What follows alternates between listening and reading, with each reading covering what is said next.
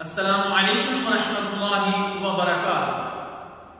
اللہ تعالیٰ جل شانہ کا فرمان ہے، اعوذ باللہ السمیع العلیم من الشیطان الرجیم، وَأَمَّا مَنْ خَافَ مَقَامَ رَبِّهِ وَنَهَى النَّفْسَ عَنِ الْهَوَىٰ فَإِنَّ الْجَنَّةَ هِيَ الْمَأْوَىٰ، اور جس نے اپنے رب کے سامنے کھڑے ہونے کا خوف کیا اور نفس کو بری خواہشات سے باز رکھا، پھر یقیناً اس کا ٹھکانہ جنت ہی ہے۔